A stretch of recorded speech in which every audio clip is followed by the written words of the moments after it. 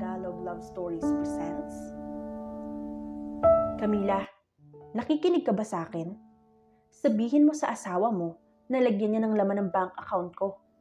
Ilang buwan na siyang hindi nagpapadala sa akin. Sigaw ng ina ni Camila na pababa ngayon sa hagdan habang si Camila naman ay inaayos ang dadalhin na maleta. Narito si Camila sa living room area habang pinupulot ang mga damit niyang itinapon sa lapag ng sariling ina. Mabuti na lamang at nakuha niya agad ang bagong balita na ililipat siya sa bagong grupo. Hindi na niya kailangan pang magtiis na pakisamahan ang demonyita niyang ina. Camila, anak, hindi ko na kaya na walang bagong branded na bag. Ang mga kaibigan ko lalaitin nila ako kapag hindi ko sila nabilhan ng bagong labas na signature bag. Hysterical pa ng ina niya. Paano na lang ang tea party namin? Magkakasino pa kami mamayang gabi. 100,000 na lang ang laman ng bank account ko, hindi naaabot yun. Dagdag pa nito at inilabas na naman ang peking mga luha. Umikot ang mga mata ni Camila dahil sa iritasyon sa ina. Hindi niya obligasyon kausapin ng lalaking hindi naman niya kilala. Ang magaling niyang ina ang gumagastos sa lahat ng salapi na pinapadala nito. Hindi ko na kasalanan kung bakit wala kang pera, ma. Mabuti nga tumigil na magbigay ng pera ang isang yun.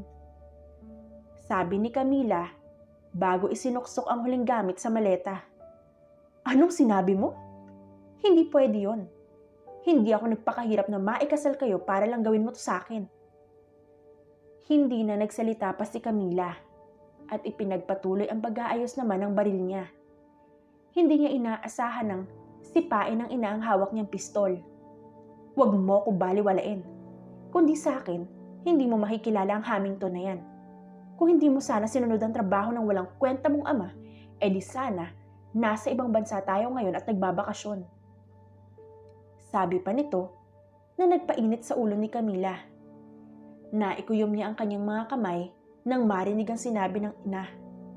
Idinamay na naman nito ang pumanaw na ama upang kontrolin siya sa mga gusto nito.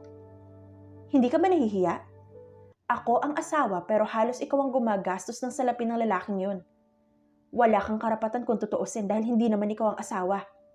Pero ang idamay ang ama ko dahil sa pagiging gold digger mo, sobra ka na. Inis na sambit ni Camila sa sariling ina. Nanlisik ang mga mata ng ina ni Camila at bigla siya nitong inambahan ng malakas na sampal. Ang kapal na mukha mo magreklamo sa kakapiranggot na salaping binibigay ng asawa mo. Kung tutuusin, kulang pa ang 10 milyon sa pagpapalaki ko sa bastarda at walang kwentang tulad mo. Hindi na bago kay Camila ang ganitong eksena, lalo na sa mga salita nito sa kanya. Ngunit ang pagkakaiba lang ngayon ay napuno na siya sa lahat ng pananakit nito sa kanya. Pinakasal mo ako sa lalaking hindi ko kilala o ni hindi ko man lang nakita. Pinagbigyan kita kasi ang akala ko mamamatay ka. Pero napagtanto kong masamang damo pala talaga ang taglay mo. Ito ang tatandaan mo simula ngayon. Wala ka nang mahuhutot sa akin o sa asawa ko. Maraming salamat sa magaling kong ina. Tama ka, nakapag-asawa ako ng mayaman pero ako lang at hindi ikaw. Dinuro pa ni Camila ang ina na mas lalong nagpaputla rito. Huli na nang ma-realize ng kanyang ina ang gusto niyang iparating. Walang lingon-lingon si Camila na sumakay sa sasakyang ang asawa pa rin niya ang bumili. Pumatak ang mga luha niya sa pisngi dahil hindi na siya babalik sa impyernong lugar na yon. Dahil ang tanging nagmamahal lamang sa kanya ay wala na. Kaya wala na siyang dapat pang balikan ron. Dahil simula ngayong araw, ang sarili na lamang niya ang tanging maaasahan. 4 na oras nang marating niya ang headquarters ng bagong grupong lilipatan. Isa itong 2-storage house kung saan hindi mo iisiping mga sundalo ang nakatira. Ang kinaganda pa ng lugar ay para siya nasa isang university. Miss, may hinahanap ka? Tanong ng lalaking nakasuot ng itim na uniforme. Nabasa ni Camila ang pangalan nito sa suot na damit. Ito ay si P.O. Flores. Ako ang bagong lipat dito. Tipid namang sagot ni Camila. May kinalkal sandali ang lalaki sa hawak nitong papel bago muling bumalik kay Camila ang mga tingin. Lieutenant Santiago, hindi ba? Welcome sa grupo. Dito ka mamamalagi sa ngayon. Isa pa pala, pabalik pa lang ang sergeant sa bakasyon niya. Sabi ng lalaking sumalubong kay Camila. Ngayong araw ang lipat niya sa bagong destino. Inilipat siya pansamantala ng general niya dahil nagkakulangan daw ng tauhan ng sergeant sa lugar na ito. Kailangan nila ng magaling na lieutenant na kayang sumugod sa anumang laban. Hindi na ito nagreklamo bagkus mas natuwa pa nga dahil mawawala na, pansamantala siya sa landas ng asawa. Oo, ikinasal siya sa isang estranghero na hindi niya kilala. Basta na lamang may dumating na marriage contract sa bahay niya at sabilitan siyang pinapirma ng magaling niyang magulang. Sa dating destino ay palagi na lamang nakamonitor ang galaw niya. Ngunit ngayon ay malaya na siyang magagawa ang kahit anong gusto niya. Pwede ba ako magtanong? Ako lang ba mag-isa sa dorm? Tanong ni Camila sa lalaki na paalis na sana. Hindi kasama mo si Sergeant Jan. Naubusan kasi kami ng dorm dahil under construction pa ang iba. Pero huwag kang mag-alala, takot sa babae si boss. Humagikik pa ito sa huling sinabi na nagpataka kay Camila. Sige, maraming salamat Iyon na lamang ang nasabi ni Camila bago siya pumasok sa dorm na tutuluyan. Katamtaman lang ang laki ng dorm kung saan may maliit na living room, kusina, at isang silid ngunit may magkahiwalay na kama. Hindi na masama para kay Camila. Total, sanay naman siyang may kasama sa kwarto at hindi na iyon bago. Inayos muna niya isa-isa ang mga gamit sa drawer at saka niya inilabas ang mga beauty products niya. Skincare is life, kahit gaano pa kahirap ang trabaho niya. Pinagmasdan ni Camila ang pwesto ng lalaki. Wala itong kagamit-gamit maliban sa comforter at unan. May iilan itong libro sa side table, ngunit maliban doon ay wala na. Sa pagtingin ni Camila sa mga gamit ng makakasama sa dorm, isang litrato ang nakapukaw sa atensyon niya. Dahil sa kuryosidad, sinubukan niya itong hawakan ng biglang, "Who the hell are you, woman?" Dumagundong ang baritonong tinig na yon sa apat na sulok ng silid kung nasaan siya. Hawak-hawak pa ni Camila ang dibdib dahil kamuntikan na siyang atakihin dahil sa pagkagulat. Dahan-dahan pa siyang humarap sa lalaking nasa likuran, pero natameme siya nang makita ang mukha nito. "Sino ka? Anong ginagawa mo sa silid ko?" Tanong nito, ngunit ang atensyon ni Camila ay nasa mukha ng lalaki. Mula sa asul nitong mga mata, mapupulang labi, makinis at perpektong muka, tila Diyos ang nasa harapan ni Camila. Lalo na sa suot nitong itim na uniforme kung saan ang tindig nito ay makisig din tingnan. Napalunok pa si Camila nang tumitig siya sa tiyan nito at na-imagine ang 6 na pandesal sa tiyan nito. "Bingi ka ba? Uulitin ko ang sinabi ko. Sino ka at anong ginagawa mo sa dorm ko?" Ako yung bagong lieutenant, Camila Santiago nga pala." Inilahad pa niya ang kamay upang makipag-shake hands sana sa lalaki. Ngunit, tinaasan lamang siya nito ng kilay. "Really? So it's you?" Mahinang bulong nito. "Ang alin po?" Ikaw ba ang sergeant? Si Lander Hamilton? Nice to meet you, sir." Magalang pang sabi ni Camila kahit nagtitili na siya sa kilig dahil sa kagwapuhan nito. Deep inside, pakiramdam niya mahihimatay siya. "Camila?" Banggit pa nito sa pangalan niya, kaya hindi napigilan ni Camila ang magtaas ng ulo. Nagkatitigan man silang dalawa ngunit lumipat ang mga mata ng binata sa kamay niya. Dito lang napagtanto ni Camila na nakatingin ang lalaki sa suot niyang wedding ring. Isa ito sa kondisyon ng secret husband niya, kaya sinunod niya. Ngunit sa mga oras na to, nagsisisi siya kung bakit sinunod niya pa iyon. "You're married?" Alanganin ang pagngiti ni Camila at saka niya tinago sa likuran ng mga kamay.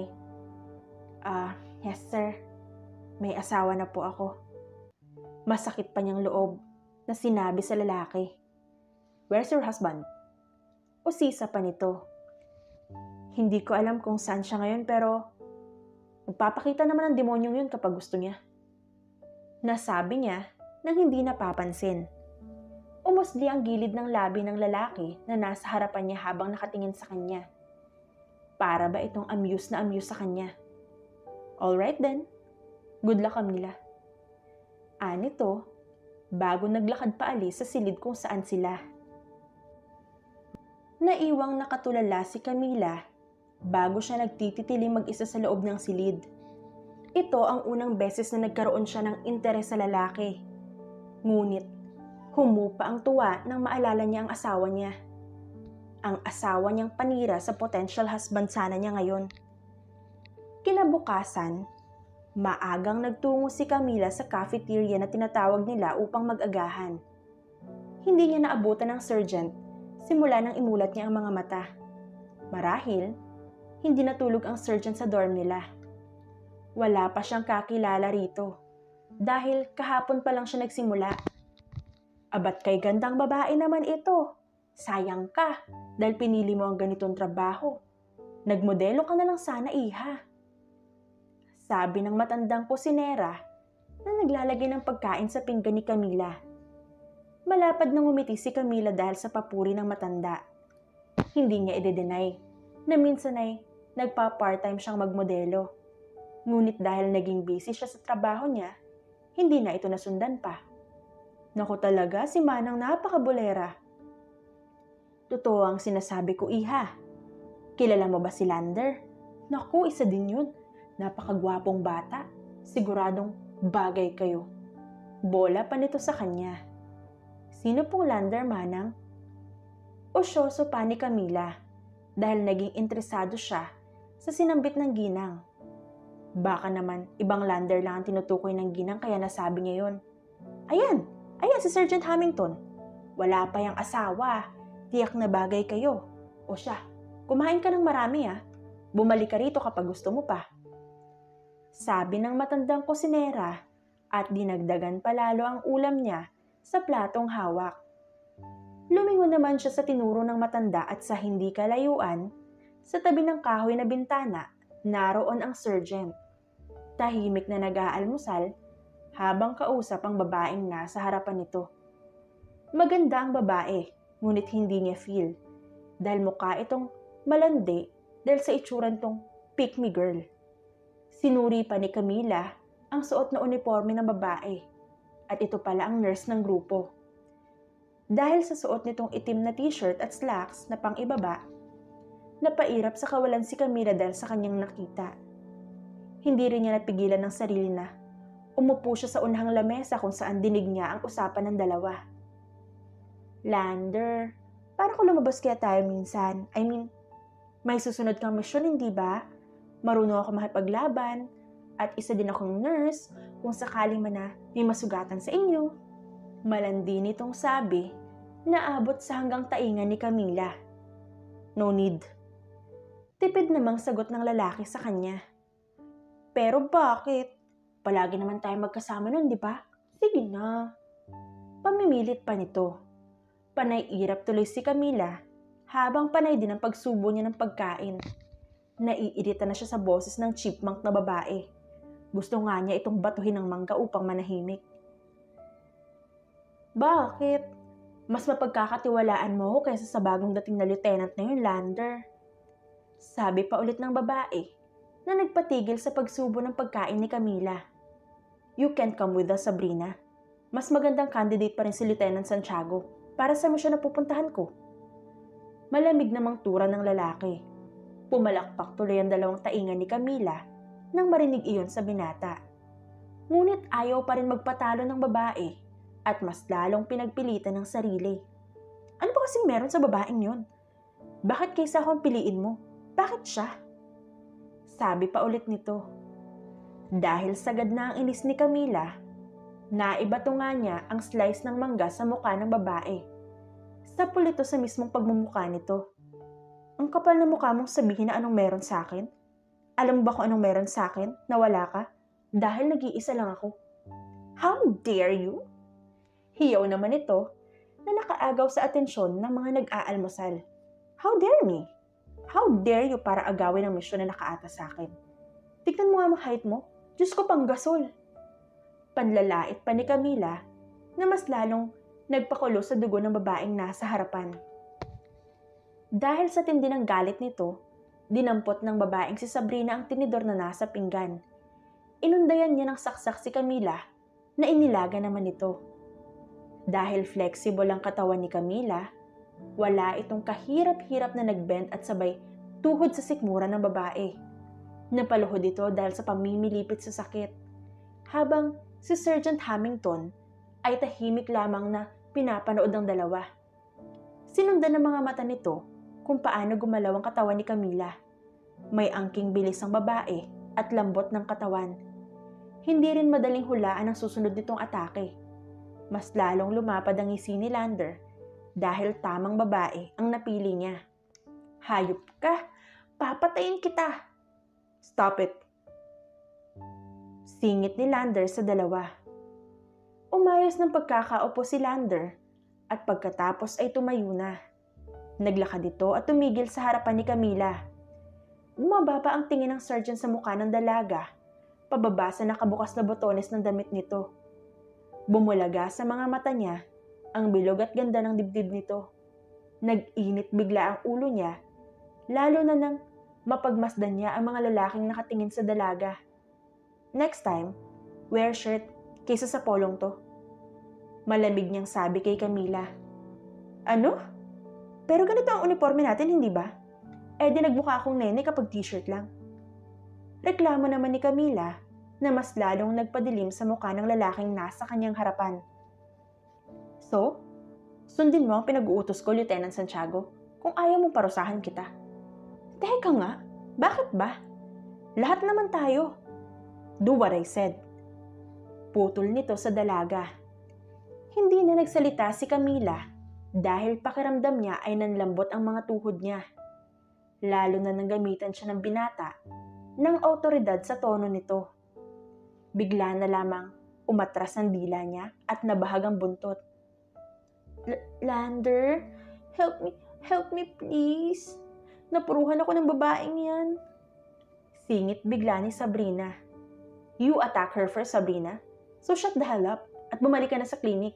You're grounded for a week at hindi ka pwedeng lumabas sa clinic.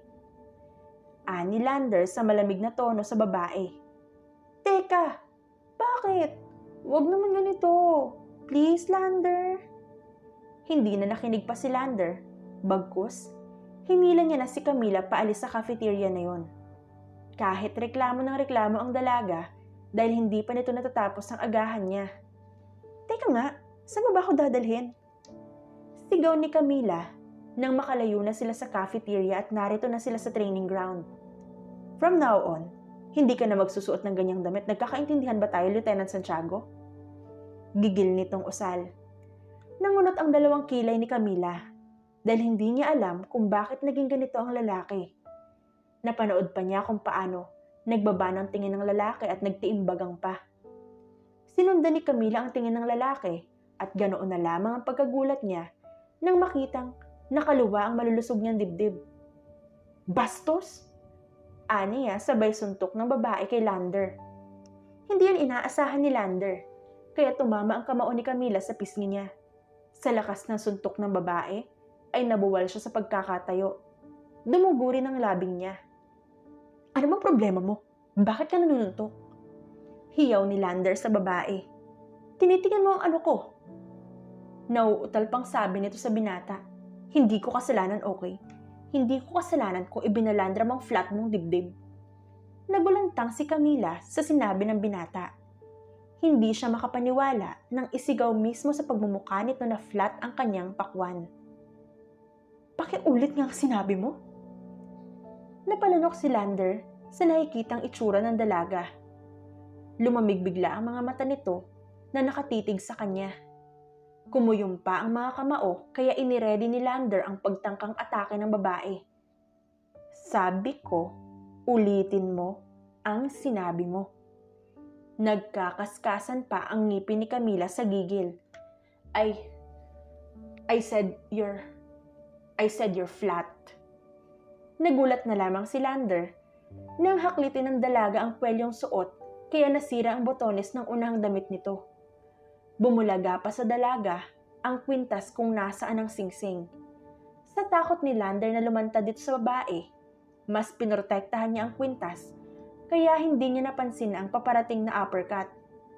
Pakiramdam ni Lander ay gumuho ang panga niya sa lakas ng suntok ng babae. Ang kapal na mukha mo. Akala mo malaki ka? Kikiam lang naman ang size ng ano mo. Hiyaw nito bago siya iniwang nakaluhod sa damuhan na tanga ng sariling panga.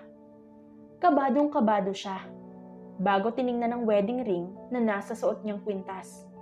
Lumipas ang isang buwan at hindi naging tahimik ang buhay ni Camila sa piling ng magaling niyang surgeon. Lalo na't magkasama pa sila sa isang dorm kaya palagi niya itong nakikita. Ngunit hanggang ngayon ay hindi pa rin limot ni Camila ang nakita sa kwintas ng lalaki. Para kasing nakita niya na pareho ng singsing na yon ang suot niyang wedding ring. Sa pagkatulala sa kisame sa hating gabi, ang pag-vibrate ng cellphone niya sa gilid ang nakaagaw sa atensyon niya. Nang mabasa niya ang caller nito, bigla na lamang nabura ang ngiti niya. Mabuti naman na tumawag kang hayop ka. Kung tatanungin mo ako kung may laman pa ang bank account ko, meron pa. Bye. How are you, love? Kamusta ka na? Kamusta ang mga araw mo? Putol nito kay Camila. Pagod at mahina ang boses nito. Kaya kahit naiirita si Camila, ay hindi na lamang itinuloy ang pagmamaldita. Okay lang ako. Ikaw, kumusta ka naman, my mysterious husband? I'm not okay. Kung alam mo lang, kung gaano kita gustong sunggaban sa tuwing nakikita kita. Kung gaano ko gustong mahawakan at maramdaman ang balat mo. Tila nahihirapang sambit nito. Napatahimik si Camila sa narinig sa asawa. May parte sa puso niya na nagtataka ngunit kinakabahan. Maliban sa gwapo ang boses ng asawa, ay ilang beses pa itong nagpasa ng larawan ng katawan nito. Isa lamang ang gustong-gusto niya, ang tattoo nito sa gilid ng bewang. Ito ay ang salitang nakasulat sa lingwaheng Japanese. Bakit hindi ka magpakita sa akin? I don't care kung pangit ka. Pinakasalan mo kaya panindigan mo. It's not that easy, love. Hindi ganun kadali ang gusto mo. Kung pwede lang baka may laman na ngayon ang tiyan mo. Biro pa nito na sinabayan ng hagikgik. I have to go, love. See you soon. Bago pa makapagsalitang muli si Camila, ay pinatay na nito ang tawag. At siya naman ang pagbukas ng silid nila at pumasok si Lander na seryoso ang muka. Matalim ang tingin nito habang si Camila naman ay nakataas ang kilay. Saglit lamang ang pagitan at nakareceive siya ng mensahe sa asawa. Wear bra. For Christ's sake, love. Those beautiful teeth is tempting the hell out of me. Namula si Camila dahil bakas na bakas ang mga dibdib niya sa suot niyang puting shirt. Sanay kasi siyang natutulog ng walang suot na bra, kaya nawala sa loob niya na may kasama pala siyang lalaki. Upang matakpan ng kahihiyan, nagtalokbong na lamang siya ng kumot. Anong ginagawa mo? Gusto mo bang masuffocate? Tanong sa kanya ni Lander. Tumayo muna siya at sinilip-silip ang paligid dahil baka may nakatagong CCTV. Sarado naman ang pintuan ngunit paano nalaman na magaling niyang asawa na wala siyang bra? Hey, paano mo nalaman na wala akong suot na bra? May sudemonyo ka talaga, no? Hayop ka. Mensahe niya, pabalik sa asawa. Wala pang isang segundo na makareceive siya ng reply dito. I have my ways. Cover that dahil saka ko pipitasin ang mga yan. Sleep and don't bother to think kung paano ko nalaman. Soon, magpapakilala na ako sa'yo. Ngunit hindi nagawa ni Camila ang sinabi nito. Katulad ng palagi nilang ginagawang dalawa, nag-textmate sila hanggang sumapit ang madaling araw. Natulog lamang siya nang kunin ni Lander ang cellphone niya. Kinabukasan, maagang gumising si Camila dahil sa sunod nilang misyon ng binata. Kailangan nilang puntahan ang isang abandonadong building upang hulihin sa akto ang ulo ng woman trafficking. Si Camila ang umaktong bagong pasok na babae upang mahuli ito sa akto. Bakit si Camila ang papupuntahin yung sakutan ng mga hayop na yon? Sabay sipa pa ng sergeant nila sa malapit na puno. Narito sila ngayon sa isang liblib na lugar kung saan ilang kilometro ang layo sa abandonadong building. Nilalagyan ng makapal na kolorete sa mukha si Camila upang sa susunod nilang misyon. Boss, relax lang. Si Camila lang ang babae sa atin. Wala na ibang papasok dyan kundi siya. Tura ng isa sa kasamahan nila. 4 sila ngayon na narito. At upang sugurin ang kuta ng kalaban, kinailangan mag-disguise ni Camila upang malaya siyang makapasok sa loob. Hindi naman pabor si Lander dahil sa nakikitang itsura ng dalaga ngayon. Nag-aapoy talaga siya sa galit. Paano bang hindi siya mag-aapoy? Kung ang dalaga ay may suot na maiksing dress, kung saan hapit na hapit ito sa katawan. Natural sa ganda ng muka at may kinis na hita. Kailangan ba talaga na ikaw ang pumasok sa loob? Pigil ni Lander kay Camila, nagmagtatangka na itong maglakad. Parte ito ng trabaho ko, Sergeant, kaya sanay na ako. Isa pa, walang mangyayaring masama sa akin. Fine. Pagsuko nito, bago siya binitiwan. Ngunit bago pa siya makapaglakad paalis, pinigilan siya ni Lander at kinaladkad patungo sa masukal na lugar. Nagulat pa si Camila dahil sa ginawa ng binata.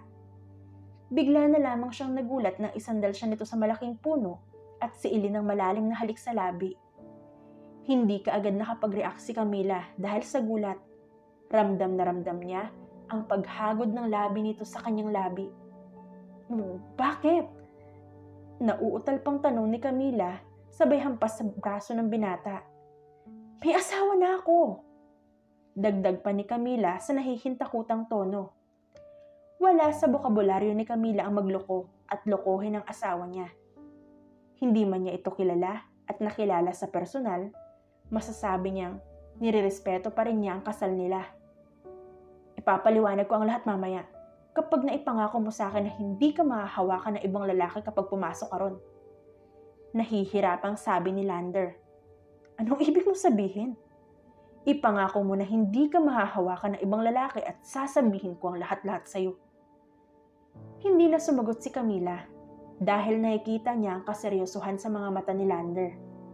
Nagbaba pa ang tingin niya sa leeg nito at bumulaga na naman sa kanya ang kwintas na may pendant na singsing. Kapareho ng suot niyang singsing. Kumabog ng malakas ang dibdib niya bago bumalik ang tingin sa mata ng lalaki.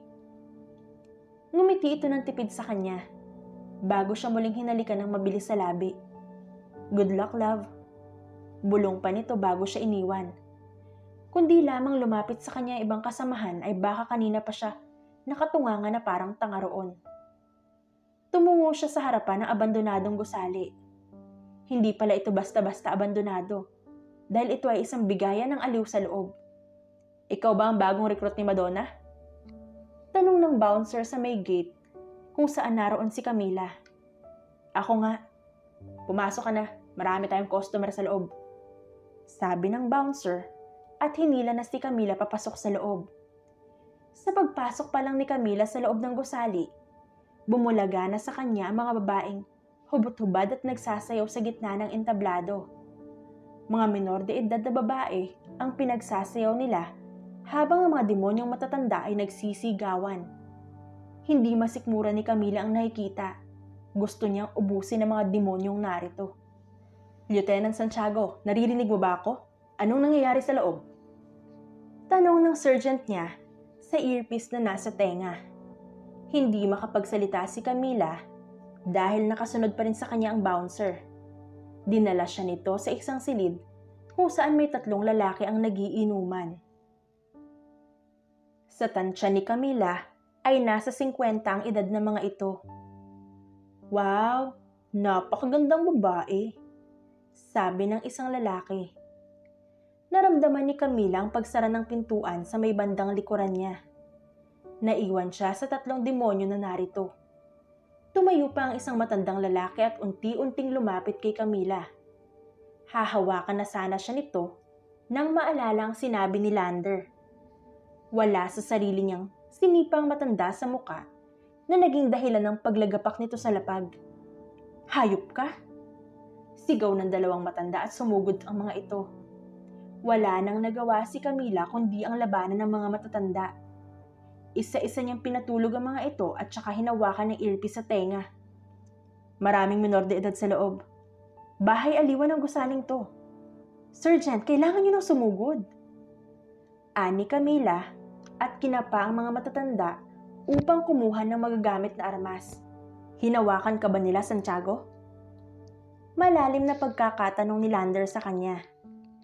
Sasagot na sana siya nang maramdaman niya ang malakas na pagpalo sa likod ng uluhan niya. Unti-unting kinain ng kadiliman si Camila. Ngunit naririnig pa rin niya ang pagtawag sa kanya ng lalaki. Gigil na gigil si Lander habang pilit na kinakausap sa earpiece ang babae. Hindi na ito sumasagot at kinakain na siya ng matinding takot. Hindi siya mapalagay at gusto niya nang bombahin ang buong gusali na yon. 15 minutos nang lumipas at hindi na ito muling sumagot sa kanya. Kinakain na siya ng matinding takot at pag-aalala dahil baka napahamak na ito sa loob. Ayaw ni Lander ang mga inaisip niya dahil baka makapatay siya kahit isa pa siyang sergeant. Si Camila ang secret wife niya na naging pambayad lamang sana sa ama nito na may malaking pagkakautang. Bago namatay ang ama ng dalaga, nakiusap ito kay Lander na huwag pababayaan ng dalaga. Dahil mayroong isang salita si Lander, pinakasalan niya ito. Dahil na rin sa mayroon siyang nararamdaman para sa babae. Binantayan niya ito kahit napasaway at magulo ang dalaga. Nagulat pa siya nang ilipat ito sa grupo niya na pabor naman sa kanya. Ngunit ang isang kinakatakot niya ay paano niya aaminin sa babae na siya ang asawa nito. Boss, tumigil ang locator ni Santiago at hindi na ito gumagalaw. Mukhang nahuli yata si Santiago. Sabi ng computer genius sa grupo nila. Sabihan ng iba na humanda na sa pag-atake. Ako ang papasok sa loob. Malamig na sabi ni Lander. Si Lander ang pumuslit sa loob. Walang pag-iingat niyang pinihit pakaliwa ang ulo ng lalaking bouncer. May 6 pang lalaki na sumubok siyang sugurin. Ngunit isang atake lang at nawala ng malay ang mga ito. Sumugod na ang lahat. Utos niya at narinig na nila ang sirena ng mga kasamahang pulis. Hindi na nakialam pa si Lander sa pagre-raid ng lugar. Ang nasa utak niya ay kailangan niyang mahanap ang asawa. Ang lahat ng nasa silid ay tiningnan niya ngunit wala rito ang babae. Naagaw lamang ang atensyon niya nang makarinig siya ng iilang tili. Dali-dali niya itong pinuntahan at halos sumabog siya sa galit na nakikita. Nakahiga sa malaking kama si Camila. Hawak nito ang punit na damit habang pilit na lumalaban sa lalaki na sa ibabaw nito. Biglang nandilim ang paningin ni Lander at nakita na lamang niya ang sariling pinagsusuntok ang lalaki. Lander, tama na! Pigil ni Camila dahil sa walang sawang pagsuntok ni Lander sa kaawa-awang lalaki. Bugbog sarado na ngayon ang mukha ng lalaking pinagtangkaan na gahasain si Camila. Maski si Camila ay kinilabutan dahil sa matinding galit ni Lander. Tama na! Tama na! Mapapatay mo siya! Pigil pa rin niya kay Lander. Umalis ka sa harapan ko, Camila. Hinawakan ka ng lalaking to. Kamuntikan ka na niyang maangkin.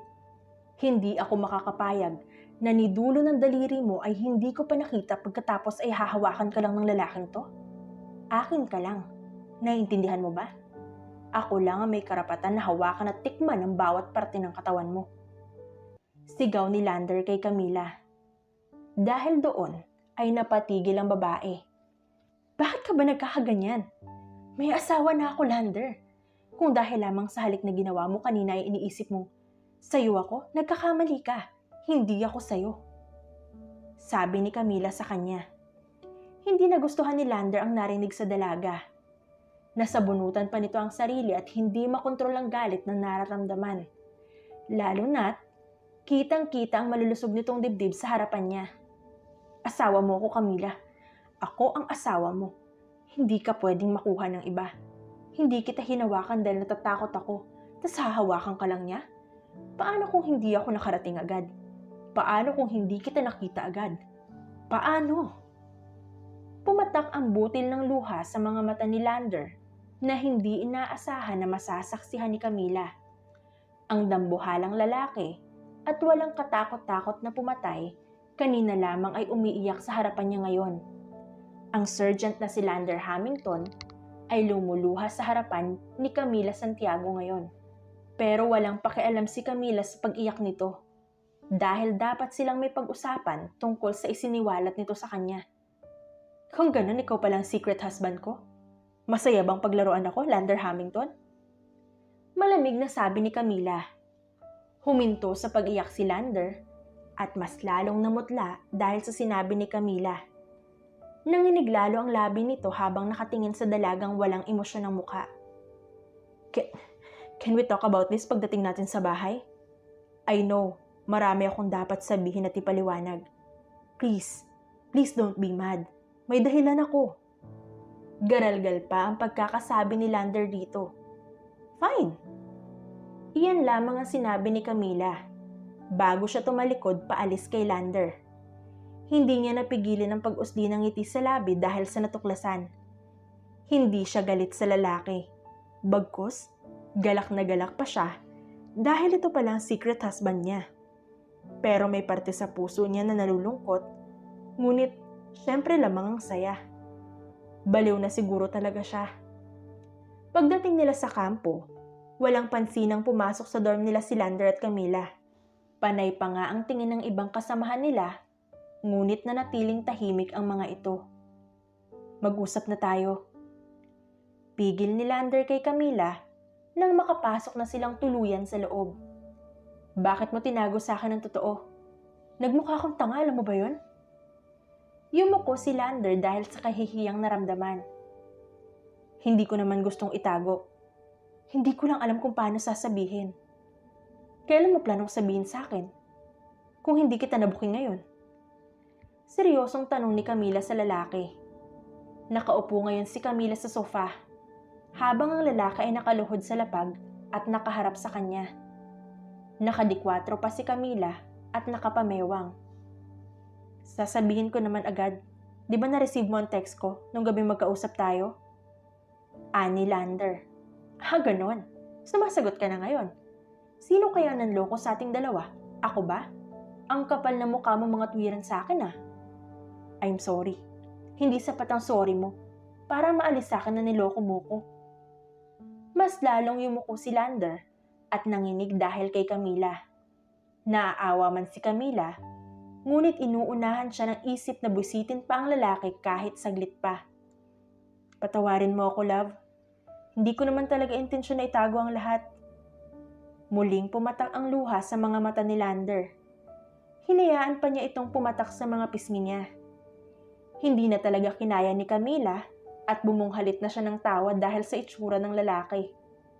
Nagtataka namang napatingin sa kanya si Lander at nagtanong ang mga mata nito sa kanya. Sorry, nakakatawa ka kasi. Ang laki-laki mong tao, tas mukha kang hindi na naituloy ni Camila dahil tawang-tawa na siya sa nangyayari. Nangunot pa ang noon ng lalaki bago niya mapagtanto ang nangyayari. Sa isang iglap, nakubabawan niya si Camila sa ibabaw ng sofa. Tumigil naman sa pagtawa ang dalaga at gulat na nakatingin sa kanya. Bakit? Bakit ka tumatawa? Kasi masaya ako? Patanong ding pagkakasambit ni Camila. You're not mad at me. Medyo. Pero sino ba naman ako para magalit sa'yo? Si mama nga, halos ubusin ang salapi mo. Di ka naman nagalit sa akin. Hindi galit ang nararamdaman ni Camila sa pagtatago ng lalaki sa kanya ng katotohanan. Ngayon lang din niya napagtanto ang mga sign na nakita niya na binaliwala niya. May konting disappointment lamang siyang naramdaman dahil sa ganung paraan pa sila nagkakilala. So hindi ka galit sa akin. You don't hate me. Hindi mo ako hihiwalayan? Sunod-sunod pa nitong tanong sa kanya. Gusto mo bang hiwalayan kita? Balik tanong naman ni Camila sa lalaki. Bigla na lamang tumapang ang ekspresyon ng mukha nito at mabilis na umiling. Hindi. At kung hihiwalayan mo man ako, itatali kita rito sa tabi ko para hindi mo ako iwan. Sabi pa nito, at isiniksik ang muka sa gilid ng leeg ni Camila. Di naman ni Lander ang natural na bango ni Camila. Ang malambot nitong balat na nakadampi sa kanyang muka. Hindi na rin niya napigilan na dampian ng mumunting halik ang leeg nito. Para naman itong kuryente na bigla na lamang dumaloy sa buong katawan ni Camila. Nagsimula na rin kumabog ng mabilis ang puso niya. Hoy, hindi porket hindi ako galit pwede mo na akong hawakan. Kinakabahang sabi niya sa lalaki. Bakit? 2 years kitang tinitingnan mula sa malayo. Ni hindi kita malapitan dahil sa takot ko na magalit ka. Ngayong narito ka na at hawak kita, wala kang magagawa dahil hindi kita bibitawan. Sabi ng lalaki at mas lalong nagsumiksi kay Camila. Ang bigat mo kaya? Saka isa pa, bakit ba takot na takot kang magalit ako sa'yo? Normal lang naman, di ba? Saka bakit nga ba? Anong ibig mong sabihin? Bakit ayaw mo mag-file ako ng annulment? Naramdaman ni Camila ang pagkatuod ng katawan ni Lander sa ibabaw niya. Hindi kasi niya maisip na kaya ayaw nitong hiwalayan siya dahil mahal siya nito. Because I love you. Ha? Takang tanong ulit ni Camila. I said, I love you. Matagal na. Tsaka hindi kita pakakasalan kung wala akong nararamdaman sa'yo. Tawagin mo ng kabaliwan, pero na love at first sight ako sa'yo. Sinserong sabi ni Lander. May ganon? Teka nga, umalis ka sa ibabaw ko na makapag-usap tayo ng maayos. Itutulak sana ni Camila si Lander paalis sa ibabaw niya nang bumukas ang pintuan ng dorm nila. Iniluwa lamang nito ang isang makisig na lalaki na may asul ding mga mata. Sa gulat nito sa naabutan ay agad itong tumalikod. Ano? Bugnot na salubong ni Lander sa lalaki. Anong what ka dyan? Tsaka anong ano? Pinapatawag ka ni Kuya Steve. Itatanong ata yung tungkol kay Marinette. Sabi naman nito, Marinette? Nabubulok na sa kulungan ng isang yun. Kaya umalis ka na. Nakikita mo ba na busy ako ngayon? Busit na busit talaga si Lander dahil naistorbo sila ng asawa. Nakilala ni Camila ang lalaki na nasa pinto. Si Lieutenant Sancho Hamilton. Ito ang balitang playboy sa magkakapatid. Totoo nga ang balita sa kanya ng mga tao sa dati niyang grupo. Saksakan ng gwapo ang mga Hamilton brothers. Balita din ni Camila ay pumanaw na ang mga magulang ng mga ito. Pinagpatuloy pa nila ang pangako nila sa ama na magiging successful silang lahat sa ganitong career. Balita pa ni Camila, ang pinakagwapo sa kanilang magkakapatid na 5 ay si Fagan Hamilton, ang panganay at ang general nila. Biglang nakaramdam ng excitement si Camila na makilala ang mga kapatid na lalaki ng kanyang asawa. Why are you giggling? Taas kilay pa nitong tanong sa kanya. Inirapan niya ito at ibinalik ang tingin kay Sancho, na nakatalikod pa rin sa may pintuan.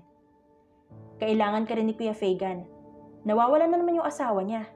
Naglayas na naman siya dahil hindi nabili ni Kuya ang violet na strawberry. Sabi pang muli ni Sancho. Tumayo na sa pagkakadagan si Lander kay Camila at inayos ang suot nito. Itinakip ng lalaki ang suot na jacket sa sirang damit ni Camila dahil narito ang kapatid. Hindi ba niya nilagyan ng tracker ang sinasakyan ng asawa niya? Bakit palagi na lang ako ay naghahanap sa asawa niya kapag ganito? Magtataka ka pa ba? Ikaw kaya ang pinaglilihian ng isang yun? Tawagan mo na lang dahil sa'yo lang naman nakikinig ang pusang Amazona na yun. Wala nang nagawa si Lander kundi kunin ang cellphone niya at idinaya lang numero ng asawa ni Fagan. Tahimik namang pinagmamasdan ni Camila ang gagawin ni Lander. Isang segundo lang at nagsalita na si Lander na parang nagpapatahan ng bata. Tumagal ng 3 minuto ang usapan nila ng asawa ni Fagan. Ayan, nasa bahay daw siya ng kaibigan niya. Sabihin mo kay Fagan, huwag niya akong istorbohin. Tumayo si Lander at siya na ang nagsara ng pintuan. Inilak pa niya ito at muling bumaling ng tingin kay Camila. Natawa na lamang si Camila sa kabaliwan ng asawa dahil wala itong patawad dahil ng gabing iyon ay nangyari ang kanilang unang honeymoon matapos ng 2 taon nila simula ng maikasal. Lumipas ang 1 buwan at naging ordinaryong mag-asawa sina Camila at Lander.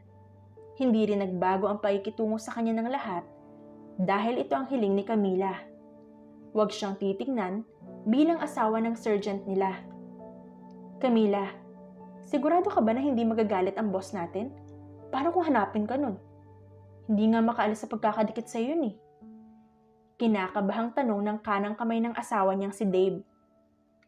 Nagpasama kasi si Camila sa lalaki upang bumili ng mangga sa palengke. Busy kasi si Lander dahil may tinatapos itong report na pinapagawa ng kuya niyang si Fagan dahil sa selos nito. Ang asawa kasi niya ang pinaglilihian ng asawa nito at galit na galit si Fagan kay Lander. Bakit naman siya magagalit? Kasalanan ko ba kung gusto ko ng manggang hilaw sa ganito kaaga? Supladang tura naman niya.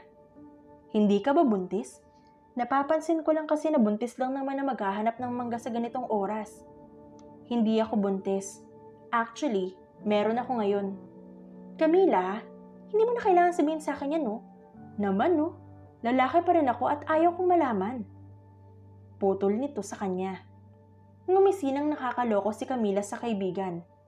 Lalaki? Baka sabihin mo isa kang sirena na naligaw sa dagat? Biro ni Camila. So what?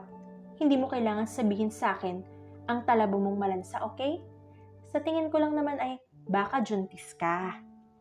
Si Dave ang sirena sa team nila, ang kanang kamay ni Lander. Alam ng lahat na isa itong baluktot na ruler, kaya hindi na bago ito sa kanila. Mas natutuwa pa sila dahil madalas itong tampulan ng tukso sa isa pa nilang katim na babaeng babae din ang gusto. Basta, gusto ko ng mangga sa kabagoong. Kung pwede humanap ka na rin ng langka na walang buto. Sigurado ka bang hindi ka buntis? Langka na walang buto? Baliw ka na bang babae ka? Alam mo bang naknakan sa dami ng buto ang langka? Hiyaw pa nito. Wala nang nagawa si Dave kundi pagbigyan ng kaibigan. Humanap siya ng langka na walang buto. In short, bumili siya ng laman ng langka. Isang plastic na mangga din at isang garapon ng bagoong. Naglalakad na ngayon si Dave pabalik sa sasakyan nang mamutla siya sa nadatnan. Nasa loob ng sasakyan ang boss niyang si Lander. Nakakamatay pa ang tingin nito sa kanya. Ang lokong boss pa ni Dave ay pinaharurot paalis ng sasakyan. Iniwan si Dave sa palengke. 2 oras bago nakauwi si Dave sa kampo. Pawis na pawis siya dahil tinakbo niya ang huling sasakyan papunta rito. Naabutan pa niya ang mag-asawa na nag-aaway ngayon. Sino ka bang walang yaka para iwan si Dave ng ganon? Sinabi ko na sa'yo, di ba? Nagpasama lang ako para bumili ng mangga. Nanggagalaiting sigaw ng babae sa asawa niya. Ba't sa kanya ka nagpasama? Narito naman ako.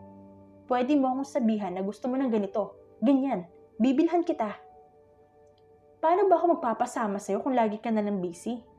Ang kapal ng mukha mong gurang ka na iwanan si Dave. Hiyaw muli ng babae. Abat, flat-chested? Sumusobra ka na. Parang bata ding sabi ng boss nila. Natampal na lamang nilang sariling noo nang makita na papaiyak na ang mukha ni Camila. Nagtatakbo tuloy ito paalis, kaya wala nang nagawa si Dave kundi sundan ito. Palaging ganito ang eksena ng dalawa. Para silang aso't pusa dahil palagi silang nagbabangayan. Sa isang gilid naman ay ang matalim na matang nakatingin sa mag-asawa. Naggingit-ngit ito sa galit dahil naagaw ng babaeng iyon ang lalaking matagal na niyang minamahal. Ngayon lang niya nakita na ganoon si Lander, na palaging ilag sa kanya at sa ibang babae. Hindi niya matanggap na magiging masaya si Camila dahil si Lander ay kanya lang. Lumipas ang 3 linggo at nagkaroon ng malaking problema si Lander. May isang traidor sa kampo niya kung saan nalalaman ng mga kawatan na ito ang bawat galaw nila kaya hindi sila naiispatan ng mga ito. Nasuntok ni Lander dahil sa gigilang lamesa, kaya nagkaroon ito ng lamat. Nakatayo naman sa harapan niya ang 3 kasapi at kasama na rito ang asawa niyang palala ng palala ang cravings nito sa mangga. Nasa loob ng lungga natin ang traidor, boss. Nakakapagtaka lang dahil alam ng mga hayop na yun kung kailan tayo aatake. Hindi ko lang alam kung sino ba siya. Pero kapag nalaman ko kung sino, babalatan ko siya ng buhay. Malamig na tura ni Dave. Noong isang araw lamang ay kamuntika na silang sumabog dahil may nagtanim ng bomba sa mismong dorm nila. Napospone tuloy ang training ng ibang estudyante, kaya kinailangang pahintuin muna sila hanggat hindi pa nagiging ligtas ang buong lugar. Ayusin niyo ang paghahanap sa daga na yan. Ilang araw na sumasakit ang ulo ko dahil sa traidor na taong yan. Paano kung isa sa atin ang traidor? Singit ni Camila bago isinubo ang huling slice ng mangga. Shut up, love. Hindi ko paliligtasin ang sino mang sasaksak sa akin patalikod. Sabi naman ni Lander. Ngumaso si Camila dahil isang killjoy ang asawa niya. Hindi ito madaling biruin, dala na rin ng masyado itong seryoso sa buhay. Idagdag pa na mailap ito kahit sa kanya at nirerespeto niya ito.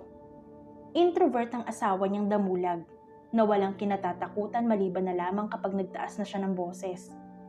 Humagikgik pa si Camila habang may sariling mundo. Napailing-iling na lamang ang apat habang pinapanood ng babae. Sanay na sila sa kabaliwan nito na lampas sa isang buwan na. Nagpaalam na ang tatlo upang bumalik sa mga trabaho nila habang naiwan si Camila at Lander sa opisina ng lalaki.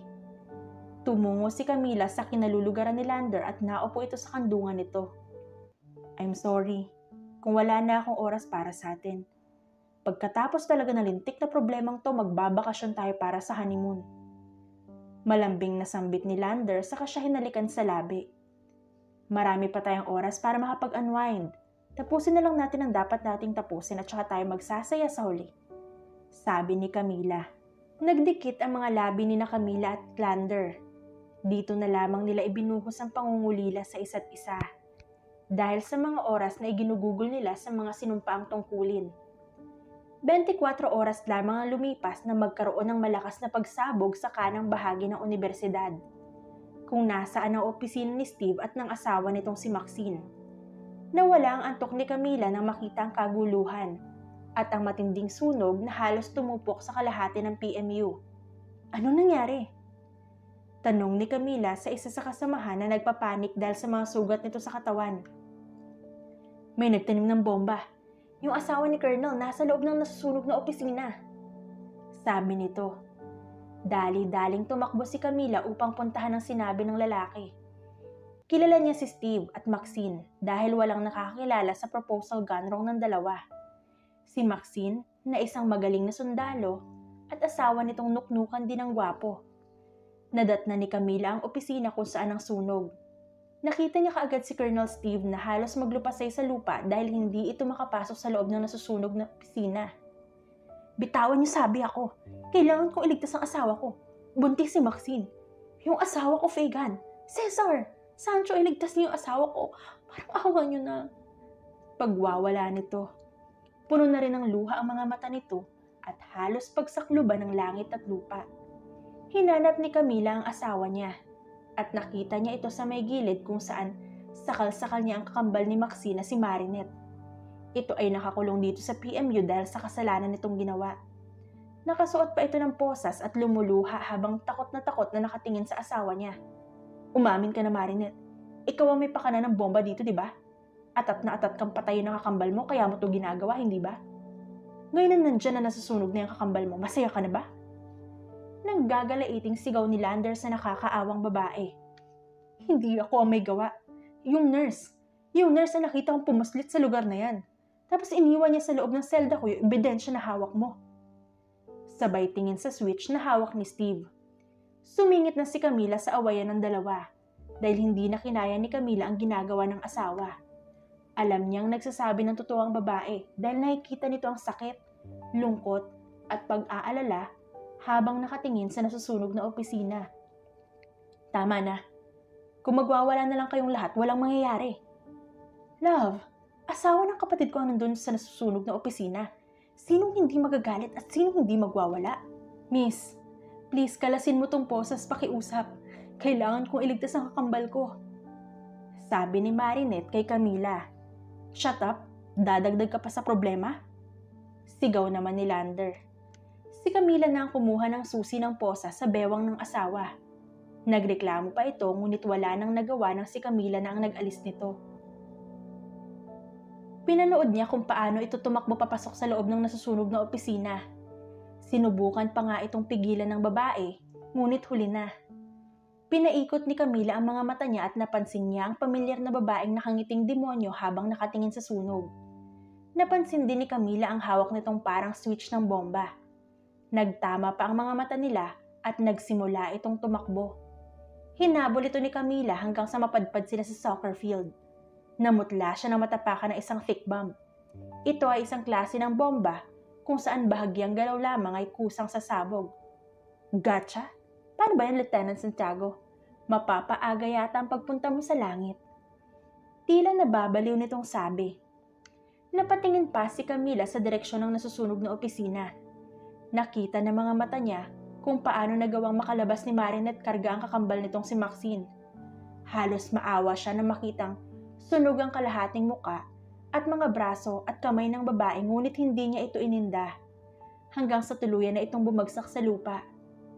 Ano bang mapapala mo sa ganitong pakulo, Nurse Sabrina? Sa palagay mo?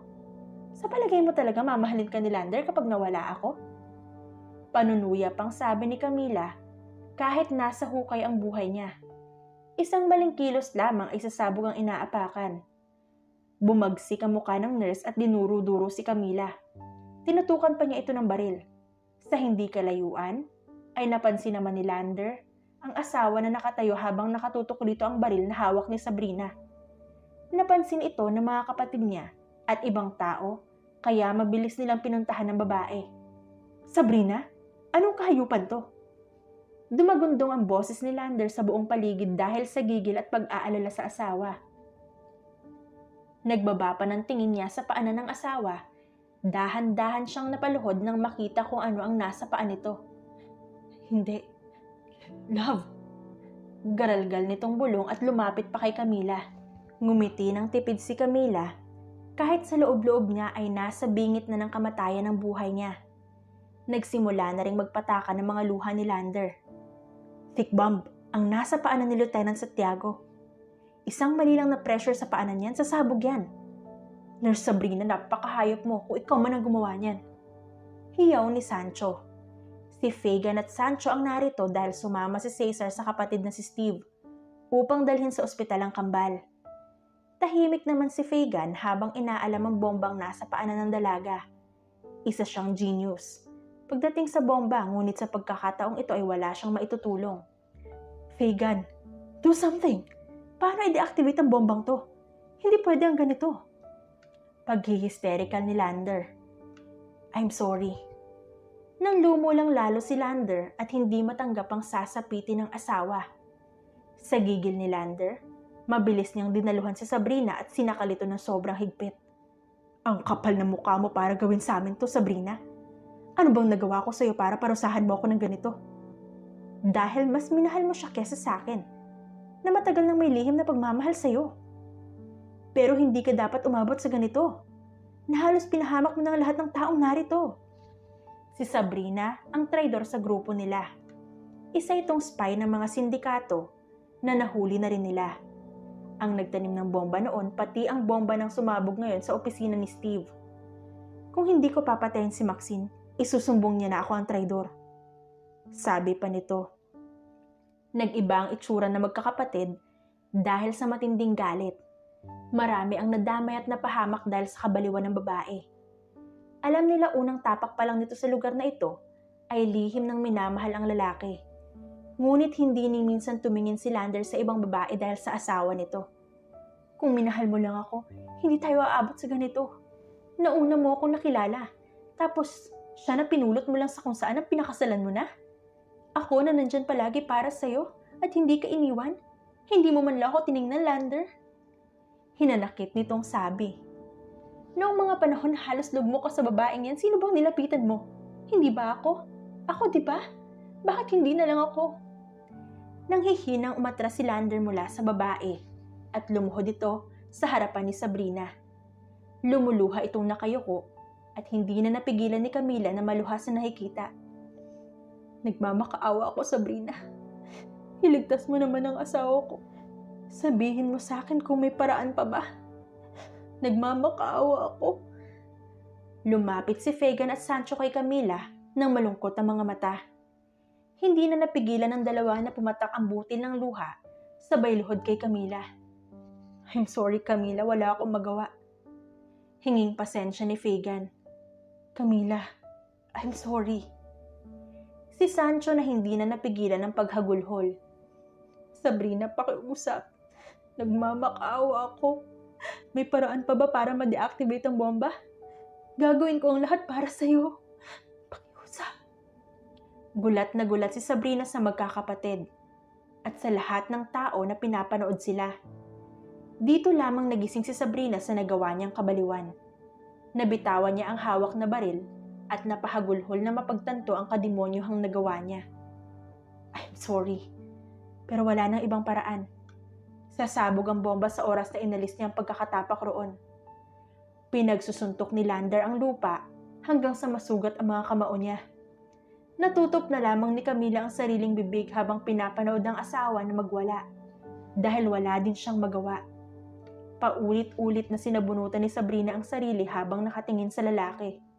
Sa lalaking ang tagal niyang minahal at hinintay. Ngayon lamang siya natauhan at nasaktan at nakonsensya sa ginawa niya. Para siyang bumagsak sa katotohanan at nagising sa ilusyon na tinanim niya sa kanyang utak.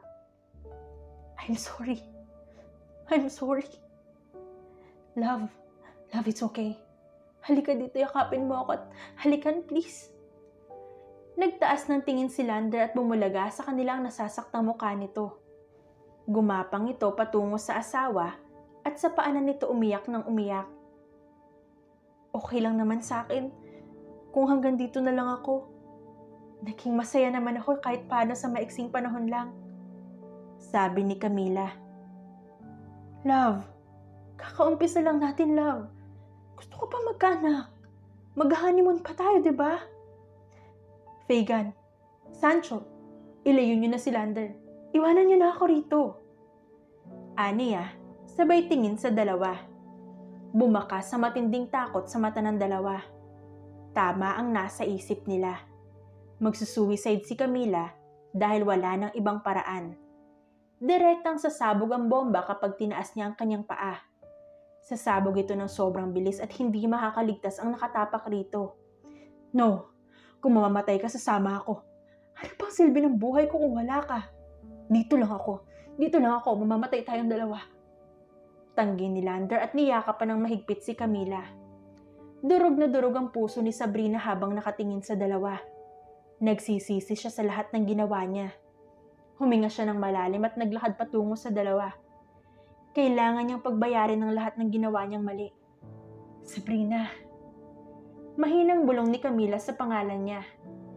Malungkot at awa ang nakita ni Sabrina sa mga mata ni Camila. Mas lalo siyang kinain ng konsensya dahil hindi niya makita ang galit sa mga mata nito. Patawarin mo ako kahit huli na. Sinsero niyang sabi sa bayoko dahil nahihiya siya sa ginawa niyang gulo. Humarap siya sa lahat at nasasaktang tumingin sa kanila. Yumuko siya. Patawarin niyo ako sa nagawa ko. Sabi niya, ngunit walang nagsalita. Walang nakinig dahil ang mga mata ay nakatutok sa dalawa. Panay din ang agos ng luha nila. Ang matinding takot sa mga mata nila para sa mag-asawa. Muli din bumalik ang tingin ni Sabrina kay Camila. Napatitig siya sa leeg nito at napansin ang isang bagay na lalong nagpabuhos sa mga luha niya. Dahan-dahan niyang inabot ang leeg nito at nakumpirma na hindi lamang dalawang buhay ang mawawala dahil sa ginawa niya. May isa pang buhay ang pausbong pa lang sa sinapupunan ng dalaga. Buntis ka? What? Hindi makapaniwalang tanong ni Lander. I'm sorry. Iyon na lamang ang nasabi ni Camila sa asawa. Kailan pa? Bakit di mo sinabi? Love naman. Lugmok na si Lander sa sobrang hirap at sakit. I'm sorry. I'm really sorry.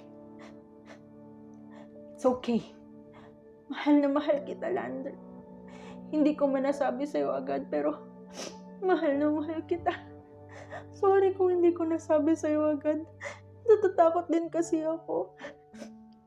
Mahal din kita.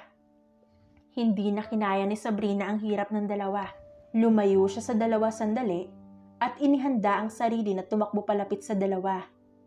Napansin agad ni Fagan ang pinaplano ng nurse ngunit huli na ang lahat. Tumakbo si Sabrina patungo sa direksyon na magkayakap na sina Camila at Lander. Bago pa maaksyonan ni Fagan at Sancho, sumabog na ang bomba. Napaluhod na lamang sila habang nakatingin sa tatlo na duguan at nakahandusay sa lupa na wala ng mga buhay. Naglalakad sina Fagin at Sancho na dala ang isang basket na bulaklak patungo sa mag-asawa. Sina Camila at Lander na payapang nakahimlay sa malaking kama kung saan katabi nito ang asawa. Narito rin si Cesar at Steve habang tahimik namang nanonood sa gilid. Dahan-dahan pang naglakad si Fagin patungo sa mag-asawa at ikinalat ang mga puting rosas sa paligid. Isa pa, Fagin. Nagpapahinga lang kami ng asawa ko para sa huling photoshoot ng kasal namin. Sino ba nagsabi sa'yo pumunta ka dito? Para kaming nakaburol sa ginagawa mo. Hasik ni Lander at padaskol na tumayo mula sa pagkakahiga. Nakatulog lamang siya sandali dahil ilang oras na ang tinagal ng photoshoot para sa kasal nila. Para na rin sa ika-9 na buwang pagbubuntis ng asawa niya. Napili ng asawa niya ng romantic aesthetic theme na mukha silang pumanaw. Ang asawa mo nagsabi na ikalat ko ang mga bulaklak Katwiran pa nito. Pupungas-pungas naman si Camila nang umupo siya mula sa pagkakahiga. Malaki na ang tiyan nito at kabuanan na niya. Nakasuot siya ng bestidang puti kung saan naroon pa rin ang malaking pilat sa braso.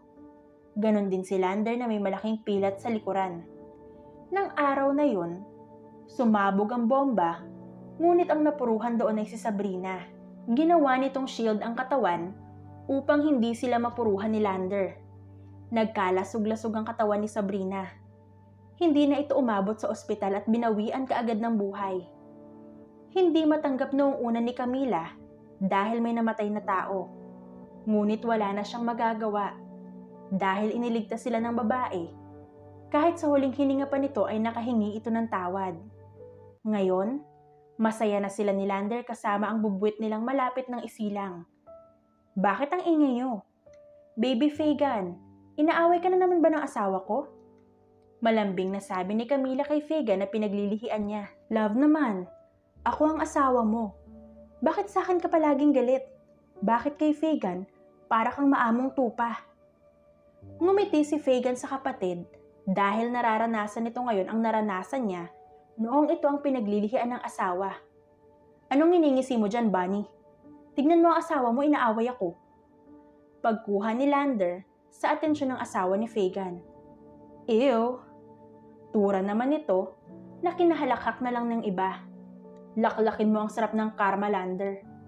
Pananuya naman ng mga kapatid niya. Siya nga pala, nasan si Maxine?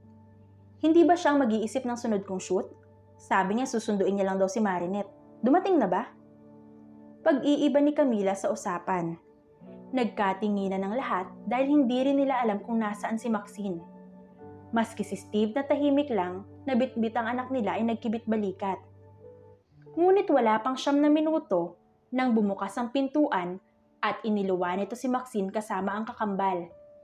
Sa likuran ni Marinette ay si Dave na nakabusangot. Guess what? Salubong agad ng babae sa lahat.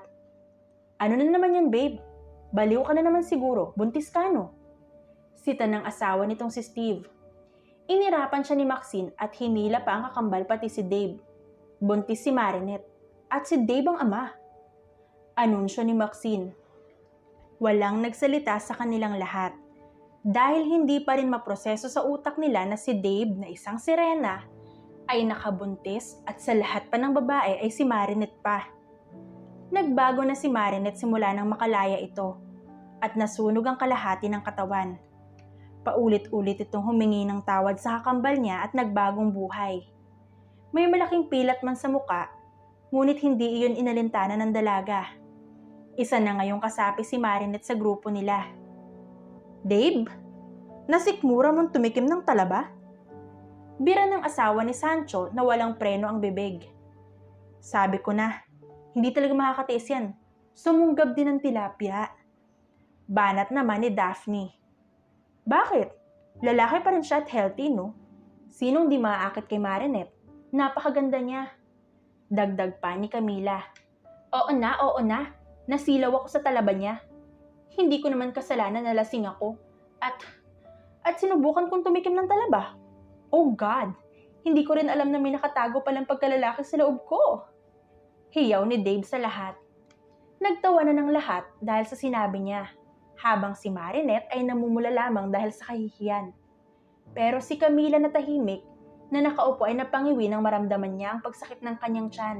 Napahawak pa siya rito at bahagyang umungol dahil sa sakit. "Love, okay ka lang ba?" Nag-aalalang tanong ni Lander. "Ang sakit ng tiyan ko. Manganganak na yata ako." Nataranta ang lahat, kaya si Camila ay binuhat agad ng asawa. Binuhat din ito ang unan at tinakbo sa sasakyan. Natatangang napatingin na lamang ang lahat. 3 oras at kinailangan ng isiya si Camila dahil hindi niya kaya ang normal delivery. Pawis na pawis at namumutla naman si Lander dahil hindi siya gustong papasukin sa loob. Sa wakas, matapos ang 5 minuto, pinayagan na siyang pumasok sa silid ng asawa. Tulog pa rin ito kaya ang pinuntahan niya ay kanilang anak. Babae ito at kuhang-kuha ang mukha ng asawa niya. Napaluha pa si Lander nang makita ang mga mata ng anak dahil asul ang mga mata nito. "Daddy, ano po ipapangalan natin kay baby?" Masayang tanong ng nurse sa kanya. Ngumiti ng malapad si Lander habang may kislap pa ng luha sa kanyang mga mata. Cashalyn Hamilton. Muling bumalik si Lander sa silid ni Camila.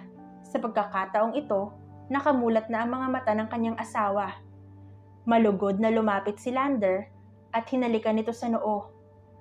"Salamat, love, at sa munting buhay na binuo at inalagaan mo." Maramdaming bulong niya. "Sira ulo, salamat sa'yo dahil hindi mabubuo ang baby natin kundi dahil sa'yo. Pangako, mamahalin kita at aalagaan, hindi kita papaiyakin. Siyempre, maliban sa kwarto, alam mo na." Biro pa nito. Mahinhin na humagikik si Camila dahil na rin sa tahi nito sa tiyan. Kahit nanlalambot pa siya, hinila niya ang uluhan ng asawa at hinalikan nito sa labi. "Salamat, love. Masayang masaya ako dahil binigyan pa tayo ng pangalawang pagkakataon ng Diyos. Mamahalin kita at aalagaan. Mahal na mahal kita." Sabi ni Camila. "I love you." Sagot din ni Lander. Sa kanya ito hinalikan muli sa uluhan at hinayaan itong muling makatulog. Tahimik na lumuha si Lander dahil sa kaligayahang nararamdaman. Dahil sa wakas, naging masaya na rin ang buhay niyang matagal nang walang kulay. The end. At diyan nagtatapos ang ating kwentong pinamagatang The Sergeant's Secret Wife, written by Lady Precious. Maraming salamat sa inyong mga tagapakinig hanggang sa muling kwento na ating pagsasaluhan.